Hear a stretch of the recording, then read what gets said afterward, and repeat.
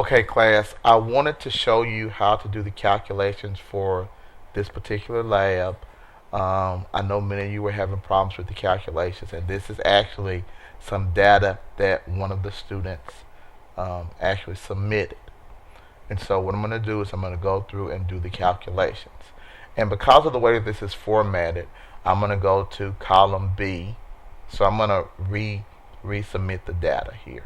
So I'm going to retype in the data. I'm going to put time. I'm going to put 20 periods. Okay. And then because it goes over the length of C, okay, I'm going to go to the border between C and D, and I'm going to double click, and it resizes it for me. Okay. And so here I'm going to put capital T in seconds. Okay, that one's fine, it doesn't go over. Here I'm going to put period, which is capital T squared. So the way that I do a square is I put a capital T and I put a 2. Then I highlight the 2.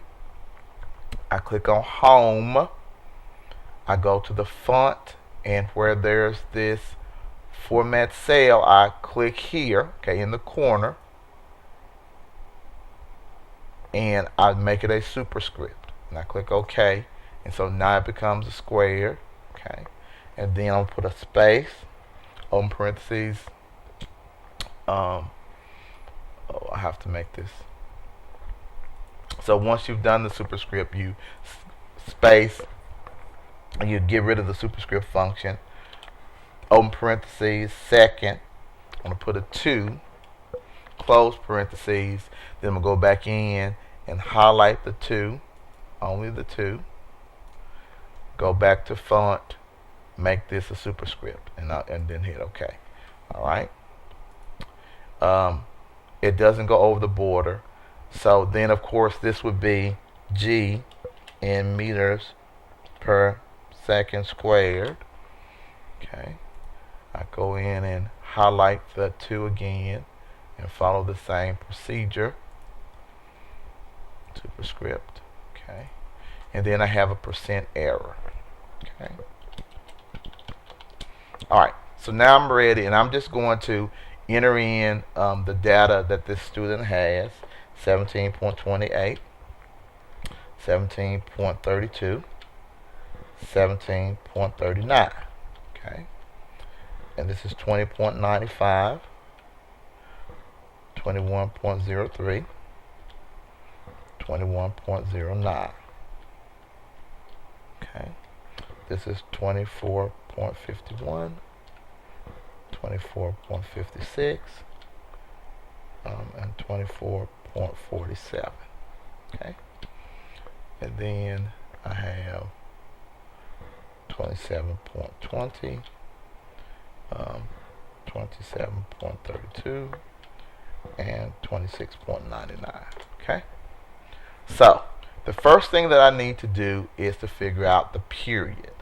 Now this is for 20 periods. So I click on the cell where period is, and I hit the equal sign. Equal tells me I'm about to do a calculation. So I want to take the time divided by 20 to get one period.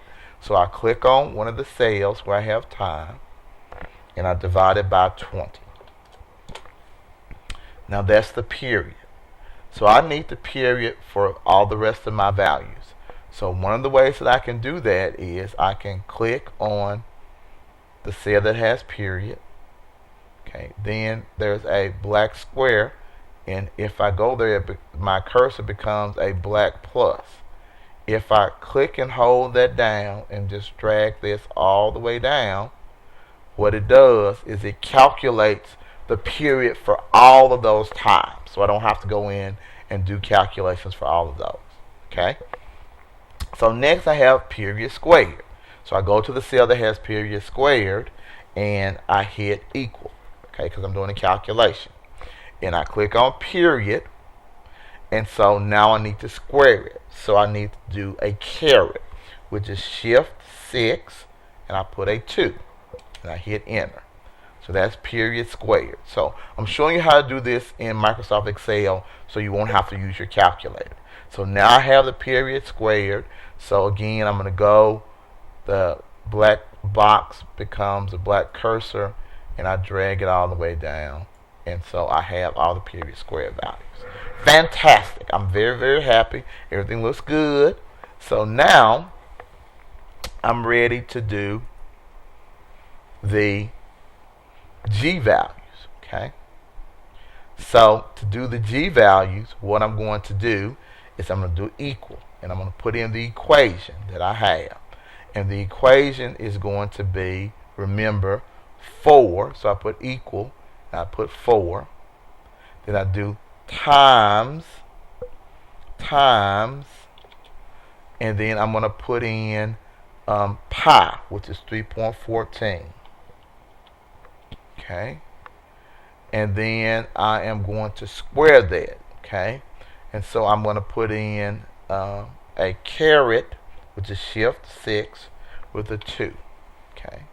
And then that is divided by, sorry, it's not divided by, it's times the length, which is 0.20 divided by the period squared. So I'm going to click on the period squared box, and then I hit enter. Now in this case, because I have different lengths, what I'm going to do is I'm going to click here, and I'm only going to drag it down for this section, which has a length of 0.2. See, it's 0.2 there. So I click on my box, and I drag it down for the length of 0.2. And that's not bad, because it should be about 9.8. So that's not a bad value of G. Okay. So what I do next is I calculate the percent error. And so I'm going to estimate, because I don't have the lab in front of me. So to get the percent error, I'm going to do equal, because I'm doing a calculation. Put open parentheses. I'm going to click on G. Do minus 9.8, close parentheses, divided by 9.8 times 100. So that's less than 10%, which is great. So we're satisfied with any values that are less than 10%. Okay. So I'm going to click here. I'm going to drag this down. Okay. And so those are excellent values. I'm very, very happy with that data. Now, what I want to do is I want to take an average. Okay. I want to take an average of these things. So what I'm going to do is, where there are zeros here, okay, I'm just going to go ahead and delete those zeros. And I'm going to put the average underneath. Okay. So to get the average period, what you do is you do a @ symbol, which is shift 2. And you type in the word average. Open parentheses, and highlight the times that you want to take the average of. Close parentheses, and hit enter. Okay. And again, I'm showing you how to do the calculations on Excel. You could always do them with your calculator, but this is a lot easier. So now what you can do is you can click on the average that you have, okay, and you can copy it. Okay, so I'm going to copy it. And then you click underneath the period T, and you paste it, and it takes the average of that column. You click underneath the period squared, and you paste it, and it takes the average of that column. You click underneath G, you paste it, takes the average of that column. You click underneath the percent error, you paste it, and that takes the average of that column. So we're very, very happy with that. Okay. So now what we're going to do is we're going to calculate G for our second length. So one thing that you can do is to go up to the first box where you have your G value. You can copy that, copy it. Then you can go to G, okay, for this particular length. So I'm going to click here, and I'm going to paste it. Okay. Now I need to go up to my function box, okay, my function box, and I have to change 0.2 to whatever length you have for your second length. This student used 0.3, so I'm going to change 0.2 to 0.3. Okay, and I hit enter. Okay, and then when I hit enter, it calculates the G for that new length. So now, again, I want to copy it for that set of values. So I'm going to click on the box and drag it down. Okay, and so I get the value. Again, very, very good results. I'm very satisfied with that. So I can go to do the same thing. I can go here on the first error. Okay, the first error, and I can copy that. Okay, I can click here, I can paste it, and I can drag it down, and it does it all for me. And those are actually going to be a little bit better because we're trying to get 9.8 in some ways. Actually, the error is a little bit higher. I'm sorry, the error is a little bit higher here, but there are some reasons for that. So still, I'm very satisfied with this. Okay. So again, I'm going to delete my zeros here, and I'm going to go up, and this time I'm just going to copy this whole group and go down here, and I'm going to paste that group. Okay, so those are my average values. Again, less than 10. I'm satisfied. So I'm going to continue this trend with all of the data that I have here. Okay, so I am going to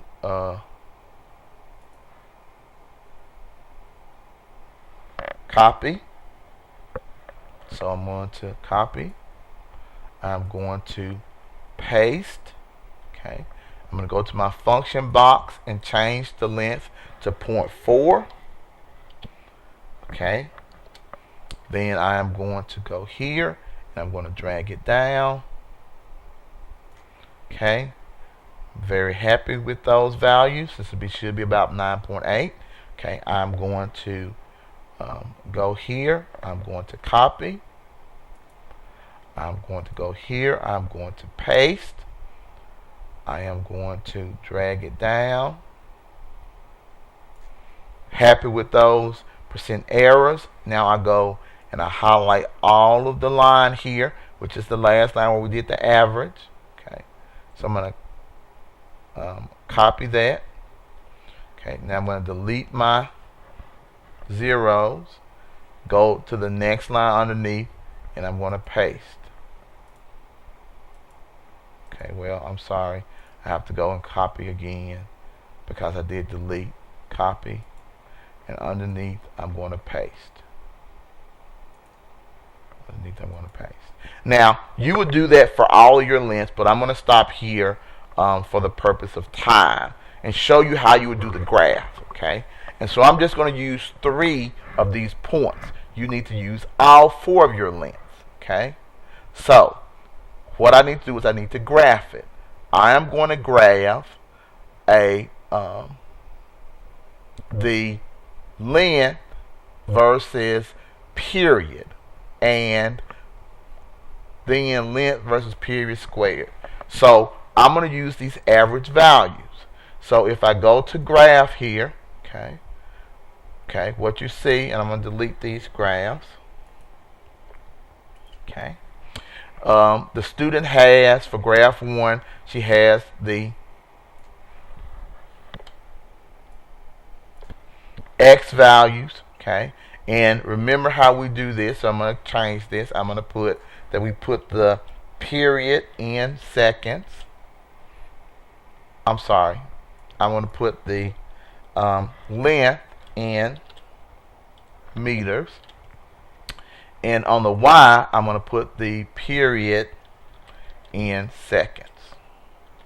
Okay, and so what I'm going to do is I'm going to click back on the table 1, and for the first average period I'm going to copy that value, click on the graphs, and then there I'm going to paste it.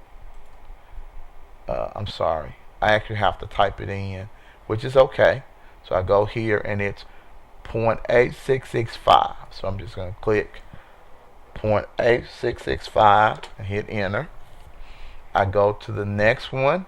The next one is 1 1.051. Okay, I'm just going to put in 1.051.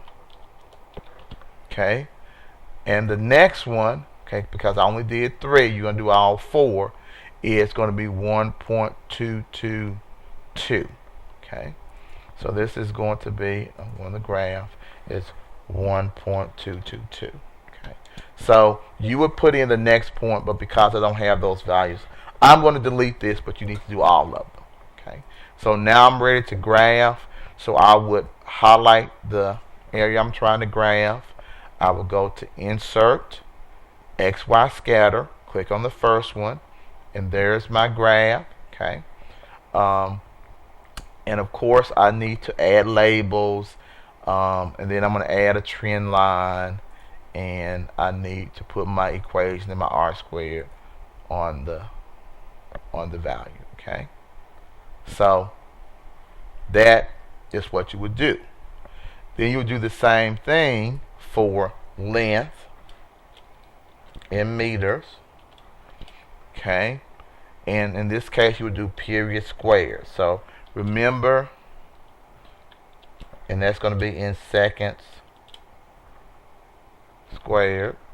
And remember, we talked about that we go back in and we can highlight the 2 and go to font and make that a superscript. Highlight the 2, go into font and make that a superscript. Okay, and you can do the same thing when you're actually labeling your graphs. And I'm not going to do that because I want to show you how to do it. Okay, so that's the first graph, and you will put the label and the titles and so forth on it. So the second graph, I'm doing period squared. So period squared, the average is 0.7508. So this one is 0.7508. The next one is, 1.10, and then there's a 5. I round it up. 1.105. Okay, and the next one that I have here is 1.494. Okay, so this is 1.494. Okay, and again, I'm going to delete the last point, but that's only because I'm not going to do it for the sake of time. You would have to do that. So then I'm going to highlight all of the values, go to Insert, Scatter, click on the first one.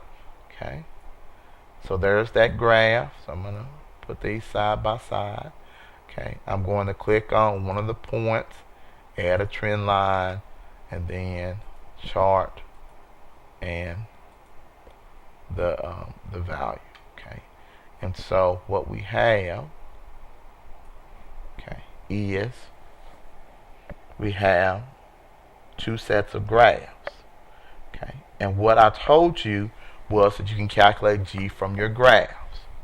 Okay, so to calculate G from the graph, okay, from the first one, and you would label this like we just talked about. Okay, from the graph, to calculate G, I'm going to put G in one cell, and in the cell next to it, I'm going to do the calculation. I'm going to put equal, and I have, okay, 4. Okay, so I'm going to put in 4 times, put in the asterisk, which is shift 8, pi squared. So I put in 3.14. Okay, then I'm going to do shift 6, which is the caret. Then I put in 2, which is squared. Then I have divided by, so I put in the slash, and it says the slope squared. So I take the slope. Okay, so to get the slope, I take the value in front of the y. So I would say 1.7775, and then I would do caret and a 2 for squared. Okay, so that's the value of G, and so that has a bigger percent, okay, error percent difference. And remember, we talked about how we calculate that. Okay, and so now I'm going to do it for this graph. So for this graph, I'm going to put G Okay, and I'm going to do what it says. It says graph, the g for graph 2 is 4 pi squared divided by just the slope. So I'm going to put equal 4 times pi squared divided by the slope, which is 3.716. Okay, look at that. That's much, much closer to the value of g. So we know that this is the relationship that we should expect to see. The length actually depends on the period squared, okay? It does not depend on the period, because length with period squared gives a much, much better value of g. And you can get that from the percent error or percent difference, which is the same equation that we use here on table 1. Okay, so you use that same equation using the value of 9.8, whatever you have in your procedure. Okay, so you will label your graphs, you'll do the percent difference, and then from this information you would answer the questions. So this is some student data in your class. You can see that this works. This is very, very good data. I'm very pleased with it. Okay, it's not perfect, but for you to do this on your own, you should be very, very proud of this. Okay, so what I want you to do is I want you to try to do your graphs and your calculations on your own. And if you have any additional questions, email me. And if you think that this video is helpful, email me, and I'll try to do that in the future for our future graphing assignments. Okay, so I hope that that helps and that you get great results like this for your simple pendulum experiment. Thank you.